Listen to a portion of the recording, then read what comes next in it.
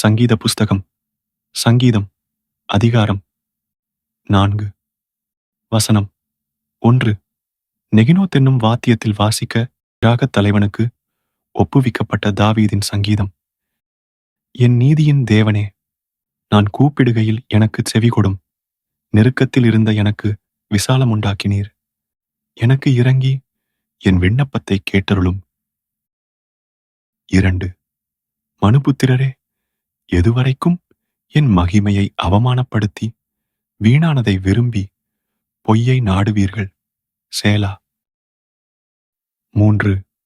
பக்தியுள்ளவனை கர்த்தர் தமக்காக தெரிந்து கொண்டாரென்று அறியுங்கள். நான் கர்த்தரை நோக்கி கூப்பிடுகையில் அவர் கேட்பார். 4. நீங்கள் கோபங்கொண்டாலும் பாவம் செய்யாதிருங்கள். உங்கள் படுக்கையிலே உங்கள் இருதயத்தில் பேசிக்கொண்டு அமர்ந்திருங்கள். சேலா.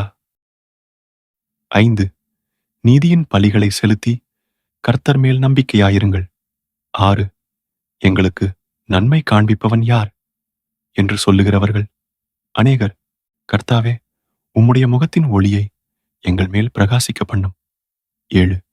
அவர்களுக்கு தானியமும் திராட்சரசமும் பெருகியிருக்கிற காலத்தின் சந்தோஷத்தை பார்க்கிலும் அதிக சந்தோஷத்தை என் இருதயத்தில் தந்தீர்.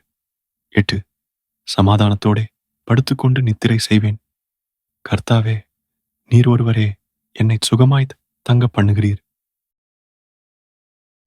ஜெபம்.